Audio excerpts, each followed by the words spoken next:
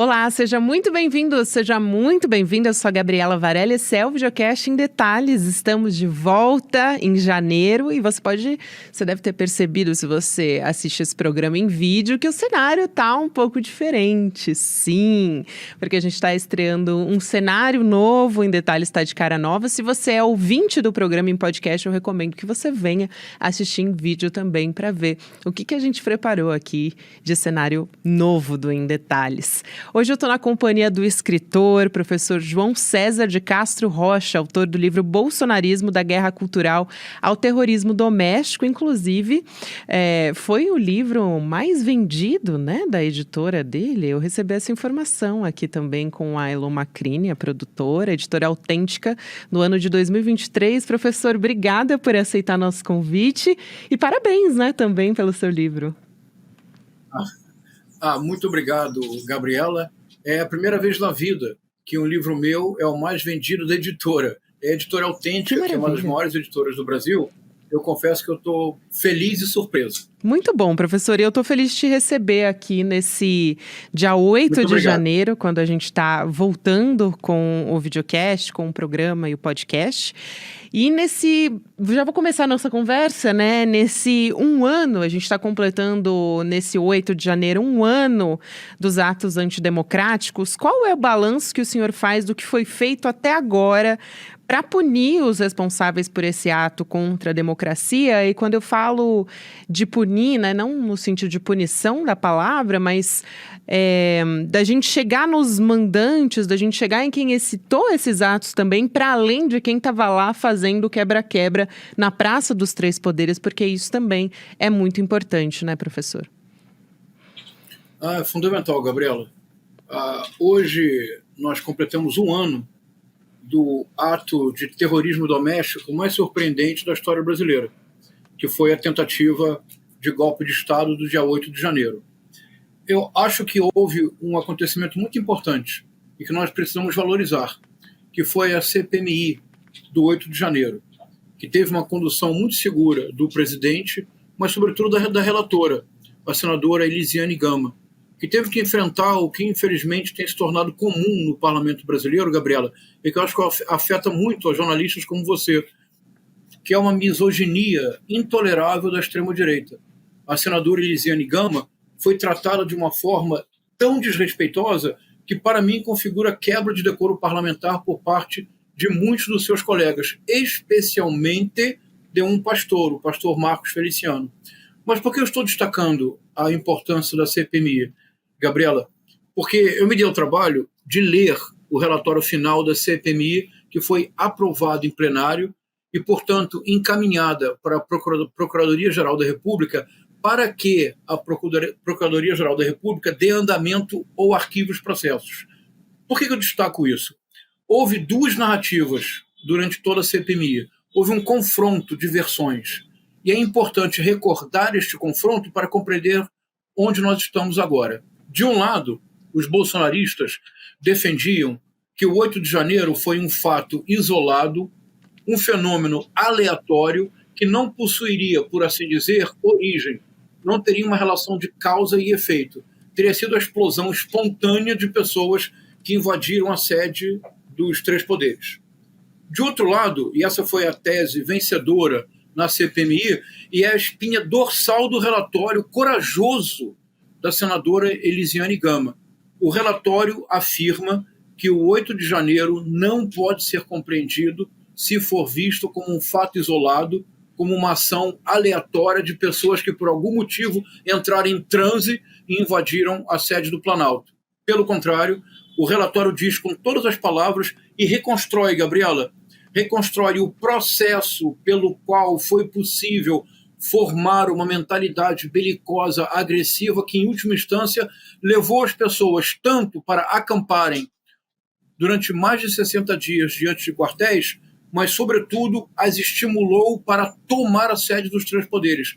E, Gabriela, uma alegria grande que eu tive como professor universitário, eu trabalho muito isolado, sozinho, dando aula para poucas pessoas, é que o relatório final da CPMI do 8 de janeiro cita o meu trabalho como uma das bases teóricas para compreender isto, que não se tratou de um fenômeno isolado, mas do resultado concreto de um acúmulo de tensão deliberadamente provocada, incluindo aí os militares. Isso é muito importante, professor. E aí o senhor também citou um ponto que é fundamental, que é a PGR que vai analisar esse documento, que foi um ato de muita coragem, inclusive, o senhor colocou muito bem, da senadora Elisiane Gama. A CPMI, a gente teve a conclusão do relatório da CPMI do 8 de janeiro em 2023, e aí a gente fica esperando, a gente tem a esperança de que os peixes grandes sejam alvo de ações concretas. Quer dizer, a gente está falando aí de personagens de alta patente do Exército, a gente está falando também do próprio ex-presidente Jair Bolsonaro, né, professor? Então, o Paulo Gonet, que assume a PGR, inclusive, num momento crucial da nossa democracia, porque saiu um PGR que ficou conhecido por ser o engavetador geral da República, né, professor? Então, a gente tem esperança de que agora esses processos caminhem. Que bom que você mencionou isso, Gabriela. Muito obrigado. É isso mesmo. Até o momento, quais foram as pessoas punidas? Aquelas que foram presas em flagrante. Ou seja, as pessoas que estavam dentro da sede dos três poderes depredando o patrimônio público e, Gabriela, algo que nós não podemos esquecer, realizando execuções simbólicas. Veja, a cadeira do ministro Alexandre de Moraes foi levada para o gramado, a toga do ministro Alexandre de Moraes foi levada para o gramado e, simbolicamente, o ministro Alexandre de Moraes foi executado, Gabriela. Nós esquecemos que, simbolicamente, por um par de horas, o golpe triunfou. Nunca na história deste país, nem na ditadura militar, vou repetir, Gabriela, nem na ditadura militar a sede dos três poderes foi tomada de assalto e destruída como foi no dia 8 de janeiro. Simbolicamente, o golpe triunfou por algumas horas. Os que foram presos até agora e estão sendo julgados foram aqueles presos em flagrante. É correto. E eu acho muito correto que o Supremo Tribunal Federal, que o Ministério da Justiça e que a Polícia Federal não tenham nenhum assodamento. É muito importante que a investigação que levará à prisão de Jair Messias Bolsonaro, de general Augusto Heleno, de general Braga Neto, entre outros, é muito importante que não haja nenhum resquício de lavajatismo, isto é, de investigações apressadas, cuja única finalidade é punir sem necessariamente investigar com cuidado. Agora, veja, Gabriela, veja a coragem da senadora Elisiane Gama. E eu fico muito feliz que você faça essa pergunta, porque eu quero prestar aqui uma homenagem. Se você lembrar, no final da CPMI, depois da convocação do general Augusto Heleno, nenhum general de alta patente foi convocado. Ao que parecia a todos nós que havia um acordo para não incriminar a cúpula do Exército. Foi o que nós todos pensamos. A senadora Elisiane Gama não disse nada. Conseguiu preparar o relatório final em absoluto sigilo. Gabriela, eu li o relatório. São aproximadamente 900 páginas. Você sabe que eu já tenho meu lugar no céu garantido, não é? Porque me dou o trabalho de ler todos esses documentos. No final do relatório, na parte do indiciamento, é surpreendente. Veja, o indiciamento começa pelo ex-presidente Jair Messias Bolsonaro. Ele é indiciado por crime de organização de quadrilha, de atentado violento contra o Estado Democrático, tentativa de golpe, está escrito. Mais importante ainda, o primeiro indiciado é o Bolsonaro. Cabe agora ao Procurador-Geral da República dar andamento, analisando as provas, são 900 páginas de relatório com um conjunto abundante de evidências. Gabriela, sabe quem é o segundo a ser indiciado? Braga Neto. E aí, a redação do relatório tem um detalhe que só mesmo um professor de literatura para se dar conta. É extraordinário. É o seguinte, quando se trata do Braga Neto, em nenhum momento o substantivo general aparece. Só aparece o nome dele como Braga Neto. Quando o nome seguinte a ser indiciado é o Augusto Heleno. Na primeira menção ao Augusto Heleno no relatório se diz General Augusto Heleno. Depois é apenas Heleno. Eles são indiciados por atentado violento contra o Estado Democrático de Direito, organização de quadrilha e atentado contra o Estado Democrático de Direito. Ou seja, no relatório há uma sutileza extraordinária. Militar golpista não merece a patente. Ele deixa de ser general Braga Neto, general Augusto Heleno, almirante Garnier, que também está indiciado. Eles são tratados como cidadãos que cometeram um crime, um violento atentado contra o Estado Democrático de Direito. Portanto, Gabriela, se o Procurador-Geral da República estiver à altura do cargo, as investigações serão abertas, é tarefa dele, as investigações serão abertas, e eu lhe digo, as evidências acumuladas são muito impressionantes, porque nessas 900 páginas, o que o relatório final teve o cuidado de fazer, mais um mérito para a senadora Elisiane Gama, foi acompanhar cronologicamente como que as falas do Bolsonaro criaram um clima de dissonância cognitiva coletiva, ou seja, de realidade paralela, que fez com que as pessoas realmente acreditassem que as Forças Armadas apoiariam o golpe, que o Bolsonaro permaneceria no poder, e essa é a razão de algo chocante, Gabriela, realmente chocante, que lembra o que aconteceu no Capitólio no 6 de janeiro de 2021 nos Estados Unidos. É que essas pessoas que foram presas em flagrante estão sendo condenadas a penas muito severas, porque não é nem que haja evidência, há uma abundância de provas, porque, Gabriela, elas produziram provas contra si mesmas. Elas se gravaram de dentro da sede dos três poderes, destruindo o patrimônio público. Por que elas o fizeram? Porque, em completo transe, em absoluta dissonância cognitiva coletiva, estavam convencidas que o golpe triunfaria e elas todas seriam heróis no dia seguinte. Nossa, que análise fundamental, professor. E essa linha do tempo também explica um pouco de como a gente chegou até o 8 de janeiro, né? E como é bom a gente ter um professor aqui para pegar essas sutilezas do documento, que é justamente a nomenclatura que coloca essas pessoas, esses golpistas, no lugar onde eles pertencem. Eu queria perguntar para o senhor também a respeito do Ministério da Justiça. O ministro Flávio Dino está saindo, assume a cadeira do Supremo Tribunal Federal no dia 22 de fevereiro desse ano, de 2024.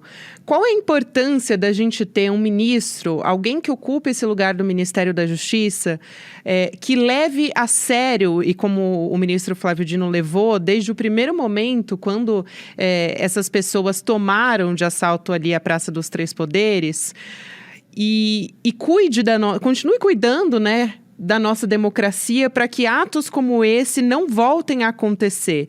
E aí eu pergunto para o senhor se essa peça seria fundamental para que a nossa democracia não seja ameaçada.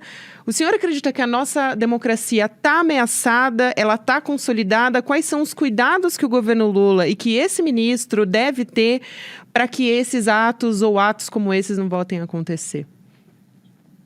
Gabriela, essa pergunta é fundamental. Muito obrigado. Porque a democracia no Brasil está muito ameaçada. Está sofrendo um ataque permanente. Veja,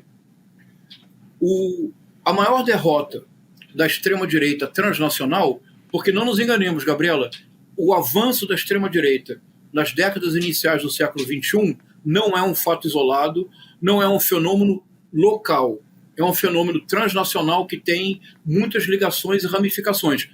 Só para mostrá-lo muito claramente, logo depois da eleição, quando houve a tentativa de manutenção do Bolsonaro no poder por meio de um golpe de Estado, e aproximadamente 40 mil pessoas foram para quartéis para pedir democraticamente intervenção militar, houve um argentino que recebeu material de brasileiros, Fernando Cerimeno, conhecido na Argentina como o Steve Bannon porteño, e o Fernando Cerimeno gravou um vídeo patético fazendo análises absolutamente esdrúxulas para provar que o código-fonte das urnas, havia 2 códigos-fontes diferentes. Eu analisei o vídeo dele com cuidado e mostrei que era uma fraude, assim, muito claramente, sem nenhuma dificuldade. Qual é o principal contato do Fernando Cerimeno no Brasil? Eduardo Bolsonaro.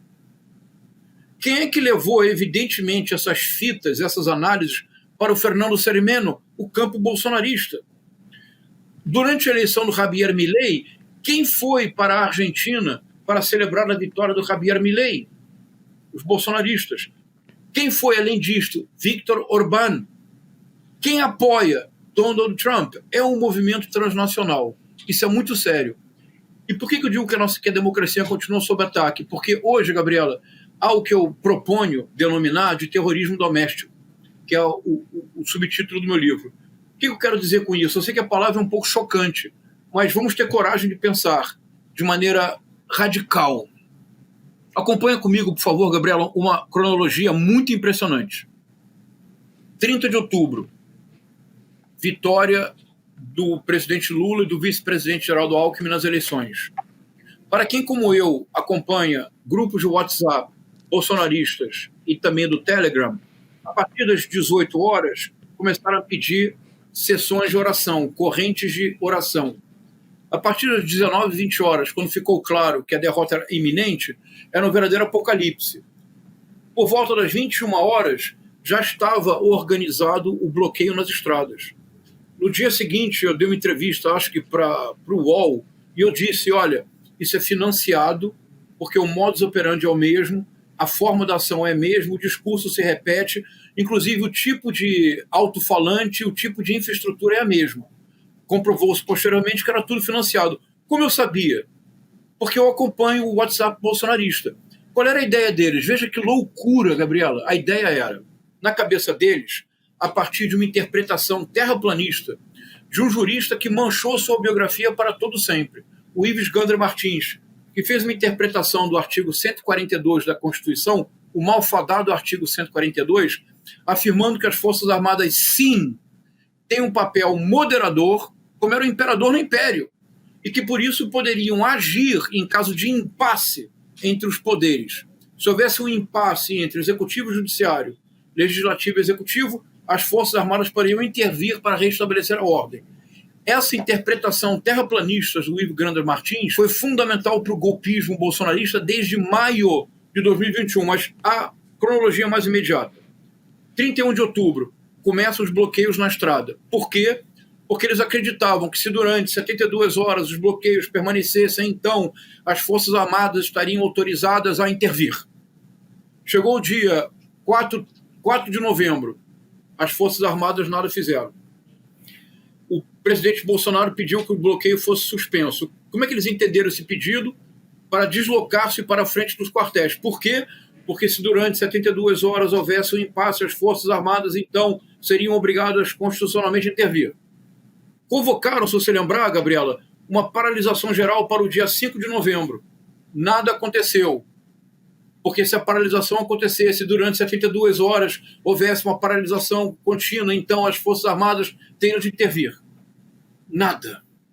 Era de 72 horas em 72 horas. Uma sucessão de profecias que fracassam. Historicamente, quando isso ocorre, acumulam-se as frustrações e as tensões explodem em violência. 12 de dezembro, diplomação do, agora sim, formalmente, presidente Luiz Inácio Lula da Silva e vice-presidente Geraldo Alckmin. O que faz os bolsonaristas? Tentam invadir a sede da Polícia Federal, incendeiam carros e caminhões em Brasília, tentam jogar um caminhão incendiado do alto de um viaduto. Nenhum bolsonarista foi preso pela Polícia Militar do Distrito Federal. Imagine se fosse manifestação do MST.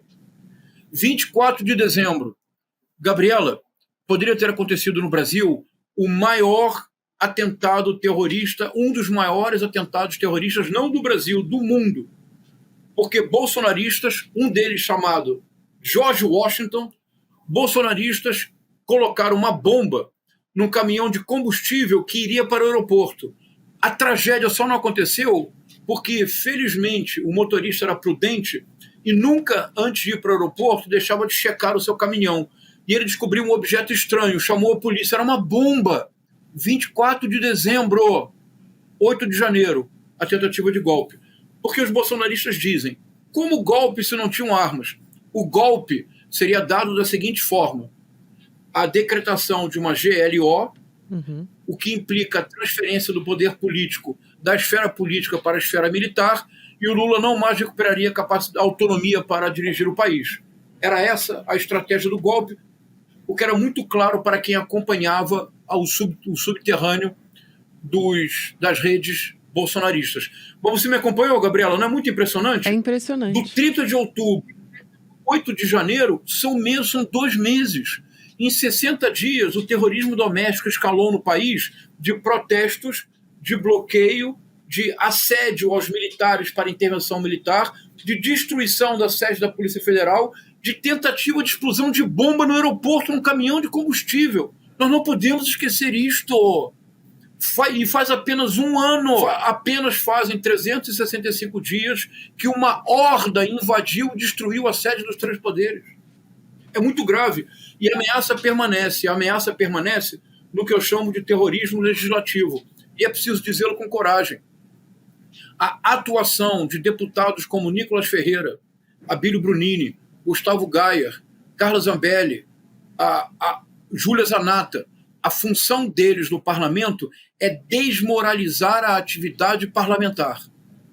Porque num futuro golpe, se o parlamento estiver desmoralizado, se o judiciário estiver enfraquecido, nós não teremos condições de resistir. Por isso, é tão importante que o Flávio Dino vá para o Supremo Tribunal Federal, porque agora o Alexandre de Moraes não estará sozinho na defesa da democracia. Que fica uma lição fundamental, Gabriela.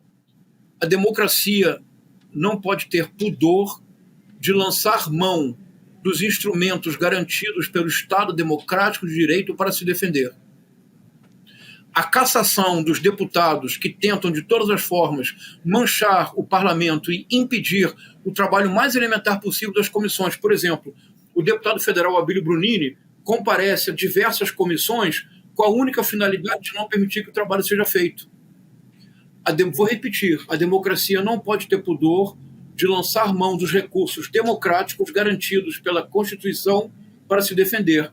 Deputados cuja finalidade é desmoralizar o parlamento para enfraquecer a democracia e facilitar um projeto autoritário de poder não podem permanecer no parlamento impunemente. Porque senão fica parecendo que o Conselho de Ética é meramente decorativo, né, professor? E tudo que você descreve aqui, que o senhor descreve, mostra como tudo isso tem um método. Desde o início houve um método. Eu pergunto para o senhor, professor, desde a campanha presidencial, o presidente Lula ele fez um discurso pela pacificação do Brasil. Ele vem tentando resgatar símbolos nacionais. A gente teve isso no 7 de setembro, muito fortemente. E o governo federal também preparou um evento, inclusive, para celebrar a democracia nesse 8 de janeiro de 2024. Essa pacificação que o presidente Lula traz no seu discurso, ela está perto de acontecer? E também pergunto, quero juntar 2 questões aqui para o senhor. Quem ganha com a radicalização na política? Vamos lá. Ótimo. Então vamos lá. Primeiro passo. Vamos desmistificar a ideia de que a polarização é negativa. Não é. Sem polarização não haveria vida.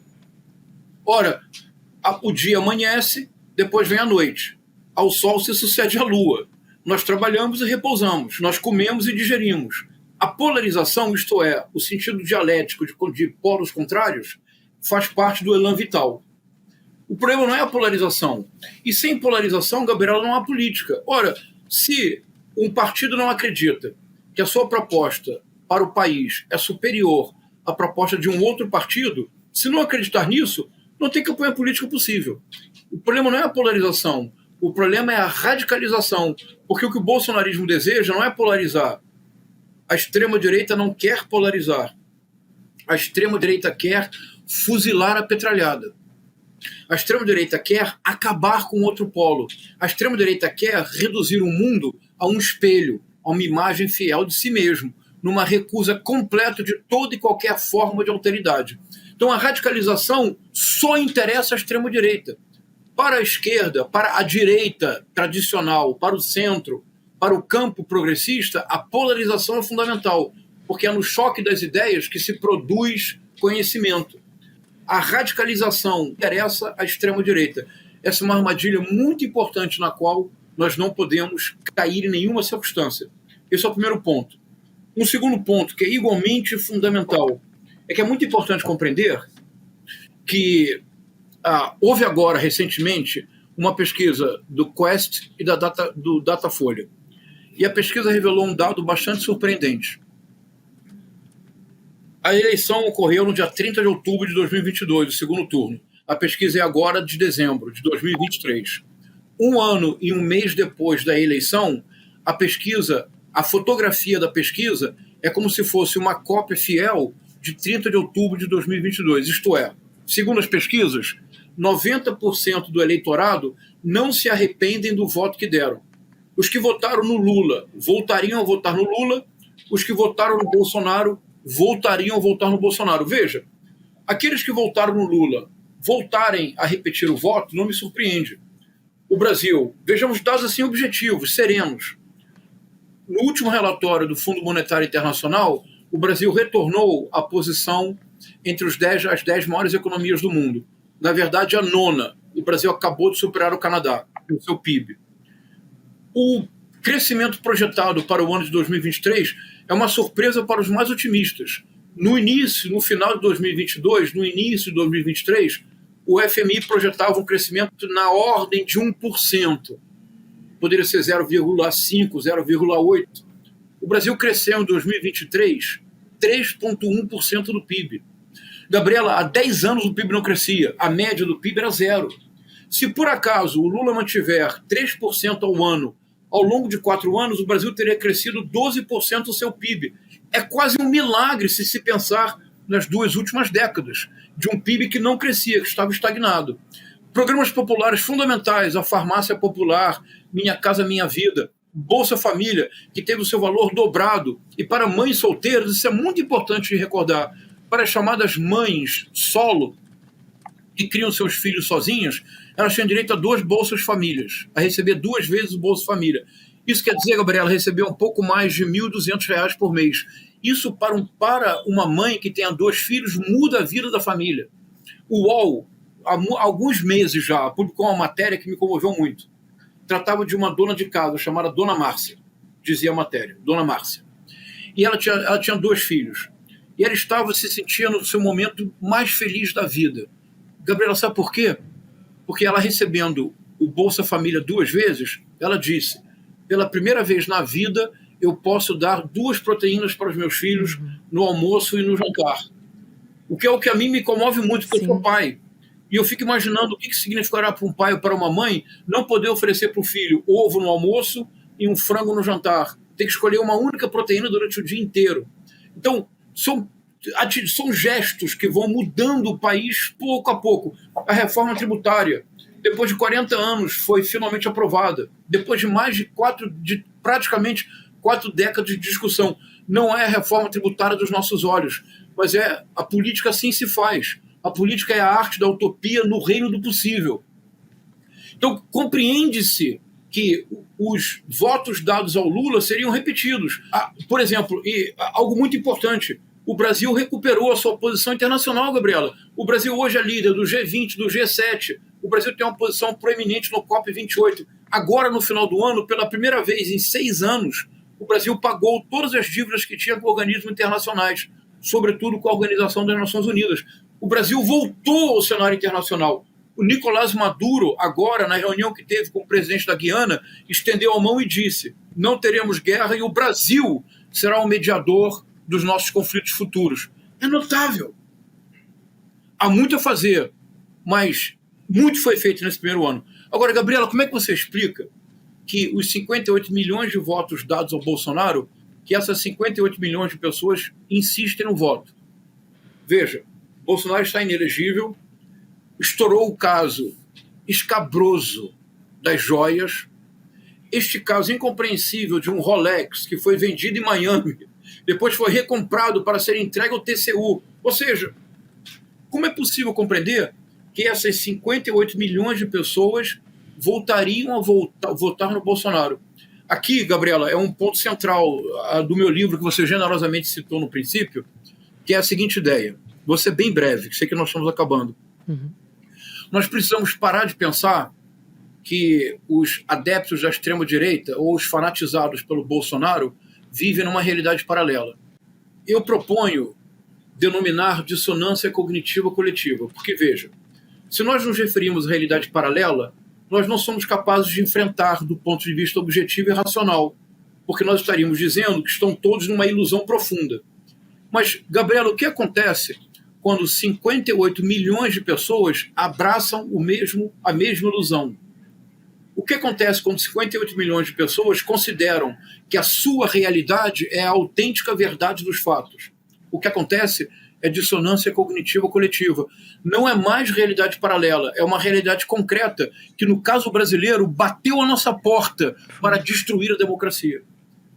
É essa a ameaça permanente à democracia, porque, embora os deputados bolsonaristas no parlamento sejam literalmente clowns, histriônicos, histéricos, que transformam o parlamento num cenário permanente para produzir cortes e lacrações para as redes sociais, esses mesmos cortes e essas mesmas lacrações constituem, o que eu vou propor agora parecerá excessivo, mas não é, Gabriela. Os deputados bolsonaristas que produzem continuamente cortes falsos e lacrações constantes constituem um problema de saúde pública mental e um problema de saúde pública coletiva, porque eles permanecem, eles mantêm reféns dessas falsas polarizações, eles mantêm reféns de teorias conspiratórias e de notícias falsas dezenas de milhões de brasileiros e de brasileiras. Para que a democracia no Brasil seja realmente sólida, eu acho que é necessária uma dupla estratégia. De imediato, punição rigorosa a longo prazo. Nós, do campo progressista, do campo da esquerda democrática, precisamos encontrar uma linguagem e temos que abrir os braços para conversar com os evangélicos, que tem uma realidade muito plural e muito complexa, e nós precisamos abrir os braços e dialogar com eleitores eventuais de Bolsonaro. Eu faço questão de diferenciar dos 58 milhões de votos dados ao Bolsonaro entre bolsonaristas, e olha, eu sou uma pessoa que eu dialogo com todo mundo, mas com bolsonarista tout court, ou seja, alguém que considera um torturador como Carlos Alberto Brilhante Ustra um herói, não há diálogo possível, Gabriela. Eu levanto da mesa e vou embora. Se alguém me diz Ustra é um herói, eu levanto da mesa e vou embora. Não há diálogo. Mas eu proponho que a maioria esmagadora dos 58 milhões de votos não é deste tipo. São de eventuais eleitores de Bolsonaro. Pessoas frustradas com o sistema, pessoas preocupadas com a segurança pública, pessoas que entraram nessa rede de pânico mental criado o tempo todo pelo bolsonarismo. Com os eventuais eleitores de Bolsonaro, eu estou disposto a dialogar, Gabriela. Podem marcar um encontro, eu levo uma boa garrafa de vinho e vamos conversar. Professor, que análise brilhante, que conversa importante. Eu também acredito muito no diálogo e eu acredito que a única resposta que a gente pode ter é de forma coletiva. Não tem como a gente chegar a um caminho que a gente continue fomentando a nossa democracia e conversando com essas pessoas. É importante que a gente converse sobre política, né? O caminho da política é único também, eu acredito. Então tem que ser por meio do diálogo. Quero agradecer muito, professor, por ser o primeiro convidado do ano de 2024, João César de Castro Rocha, professor de literatura comparada, autor do livro Bolsonarismo, da guerra cultural ao terrorismo doméstico. Um abraço enorme, professor. Sempre um prazer te ouvir. Aprendo muito. Muito obrigado, Gabriela. Foi uma honra inaugurar este ano e vamos defender a democracia através do diálogo. Muito obrigado. Um abraço grande, professor. Até uma próxima. O Videocast em Detalhes fica por aqui. O próximo episódio vai ao ar às 10h30 da manhã, ao vivo no YouTube, por onde você acompanha toda a nossa programação. Na sequência, tem o Videocast Mercado e Investimentos. 5h da tarde tem Rolê ICL. Depois, 6h da noite, tem o ICL Notícias, segunda edição. Muito obrigada a você que me acompanhou até aqui. Um abraço e até amanhã.